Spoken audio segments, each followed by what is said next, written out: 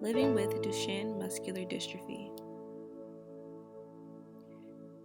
Duchenne muscular dystrophy, also known as DMD, is a genetic disorder characterized by progressive muscle degeneration and weakness due to the alterations of a protein called dystrophin that helps keep muscle cells intact.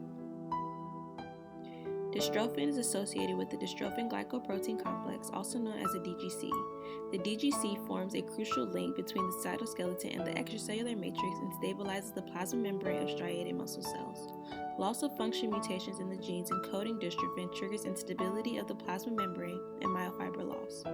Over time, healthy fibers are lost and replaced by fibrosis and fat. DMD is one of the most common muscular dystrophies. It is caused by recessive mutations in the dystrophin gene on the X chromosome and affects every 1 in 3,500 newborn males worldwide. Boys with DMD exhibit muscle weakness during early childhood, usually between the ages of 2 and 7, and often lose ambulation around the time of puberty.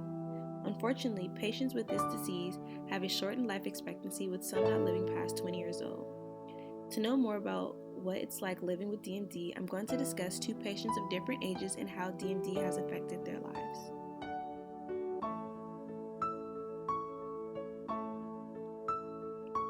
Meet Dakota. Dakota is one of 7 children in the Albert family, and he was diagnosed with DMD at the age of 3. This diagnosis came as a shock to his family and immediately brought sorrow to their hearts. They feared that at some point they would lose their joyful little boy to this devastating illness. Following his diagnosis, a pediatric neurologist offered steroid treatment right away. Dakota's parents declined this treatment due to Dakota having autism and also anger and aggressive behavior. They believed that corticosteroids would only make his behavior and development worse. Instead, they looked into other treatments like CRISPR and researched trials in Canada for corticosteroid-like treatment. Unfortunately, there is no suitable treatment for Dakota currently. Now let's see how an older male lives with DMD.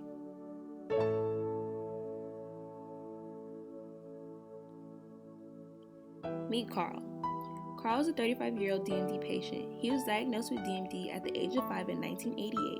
At this time, screening tests were not as advanced as they are now, making his treatment options very much experimental and research-based.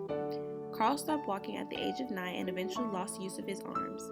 This meant that his family now had to wash, feed, and clothe him as if he were a toddler again, even though he was much older now. As a result of his DMD, Carl has had a total of 3 operations. They include surgery to correct the scoliosis, a tracheotomy to minimize colds that could turn into pneumonia, and a gastrostomy to help him eat. In addition, Carl is now on a respirator 24/7 to help him breathe as well. Due to the severity of Carl's DMD, Carl now stays in a senior's residence where he can have around-the-clock care. This decision was hard for his family to make, however, they knew they could not provide him all the care he needed while maintaining full-time jobs. Like Dakota, there is no additional treatment options that exist for Carl now. Both Dakota and Carl show the harsh realities of what life is like after diagnosis. Their stories show the strain the illness can have on DMD patients and on their families. Whether it's choosing the appropriate treatment or caregiving strategy, DMD is no walk in the park. This illness is life-changing not only for the patient but for those who love them as well.